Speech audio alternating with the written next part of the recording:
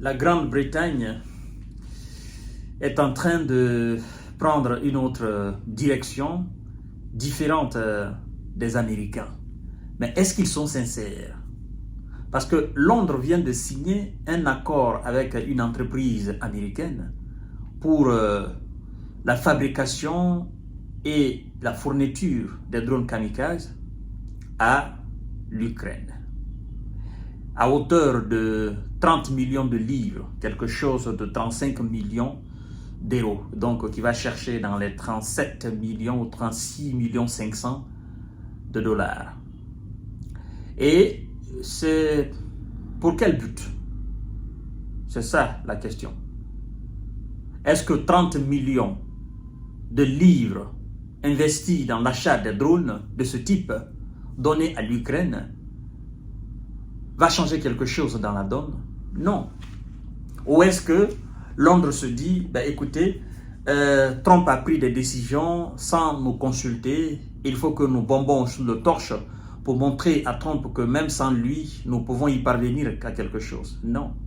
Je vois là une forme d'hypocrisie, une forme de duperie. En fait, si vous ne le savez pas, la Grande-Bretagne et les États-Unis sont dans la même politique de manipulation. C'est pourquoi j'ai avoué une fois sur ma chaîne YouTube que si on pouvait changer même la situation géographique de la Grande-Bretagne, c'est-à-dire de tout ce qui est lié à la Grande-Bretagne vers les États-Unis d'Amérique, ce serait quelque chose de bénéfique pour les Européens. Parce qu'en fait, la situation géographique de la Grande-Bretagne fait comme si l'Amérique avait une partie intégrante dans l'Europe.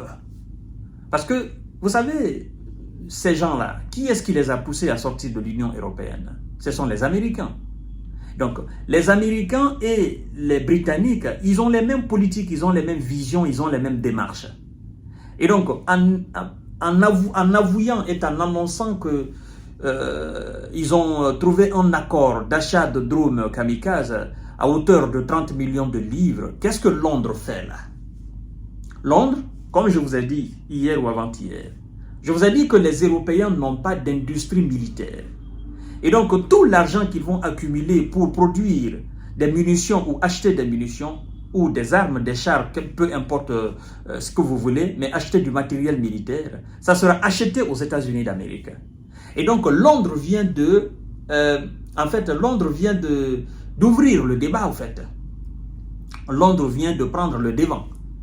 Et vous allez voir, les jours à venir, là, vous allez voir des nations qui vont encore débloquer de l'argent pour acheter des armes aux États-Unis d'Amérique. Parce que Londres a fait, la Grande-Bretagne a fait. Et si la Grande-Bretagne le fait, c'est pour une raison. C'est pour renflouer les caisses de l'État américain. Je vous ai dit, ça a commencé. Et puisque eux, ils n'ont pas d'usine militaire sur le continent européen, ils sont obligés d'acheter s'ils veulent continuer la guerre. Par contre, s'ils veulent la paix, ils sont obligés de se plier aux injonctions de M. Donald Trump. Ils sont dans ces deux choix-là. Et tous ces deux choix ont des conséquences sur eux. Je parle des Européens, les va-t-en-guerre. Le premier choix, c'est d'accepter la paix américaine et accepter qu'on est faible face aux États-Unis d'Amérique. Le deuxième choix, c'est de cumuler beaucoup d'argent, centaines de milliards d'euros, et par finir acheter les armes américaines.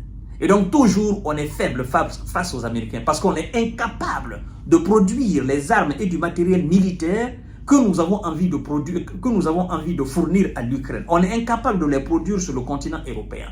Et donc du coup, on a besoin d'acheter aux États-Unis d'Amérique. Donc si on avait la capacité de produire ce que nous consommons ou ce que l'Ukraine a besoin, qu'on avait la capacité de produire cela sur le territoire européen, ce serait une forme d'indépendance vis-à-vis des États-Unis d'Amérique. Mais puisqu'ils sont dans l'incapacité de produire, ce n'est pas parce qu'ils sont en manque de technique, de technologie. Ils ont la technologie bien sûr, mais ils n'ont pas les industries maintenant. Parce qu'après la Seconde Guerre mondiale, on ne cesse de vous le rappeler, en fait, eux, ils ont mis tout ça là sous scellé, au fait. Ils se sont dit, les Américains sont là, ils vont nous défendre. Mais c'était un mauvais calcul militaire, mauvais calcul politique. Parce qu'il fallait quand même s'attendre qu'un jour viendra où les Américains vont faire le dos rond. Et c'est ça aujourd'hui. C'est ce qui affaiblit l'Europe dans le débat. Croyez-moi, si l'Union européenne avait avait l'équivalent du complexe militaro-industriel américain sur le continent européen, même pas l'équivalent, mais si l'Union européenne avait au moins 80%, n'est-ce pas, du complexe militaro-industriel américain sur le continent européen, que l'Europe produisait et que l'Europe vendait à travers le monde, ou que l'Europe produisait, l'Europe donnait à l'Ukraine, ben, l'Europe aurait aujourd'hui cette voie-là. L'Europe serait aujourd'hui en mesure de dire à Donald Trump, tu nous emmerdes, si tu veux, va-t'en. Parce que l'Europe serait en mesure aujourd'hui d'assurer et d'assumer sa propre sécurité sur le continent européen. Alors, voyons voir ce que Londres dit. C'est quand même très pathétique, sincèrement, mesdames et messieurs. C'est maintenant eux, bon, ils sont aujourd'hui en sommet, mais ce ne sont que des discours. Et moi, c'est ce qui me fait mal, au fait. Hein? Vous jouez à la vie des millions de personnes. Des discours sans queue ni de tête. Des discours et puis il n'y a aucune décision commune, décision phare qui sort de ces discours-là. De ces sommets extraordinaires, je ne sais quoi encore. C'est de la merde, ça. Il y a combien de sommets ils ont tenus depuis le début de l'opération spéciale militaire? Et pour quel résultat? Un résultat néant, zéro, comme disait Éric Zemmour.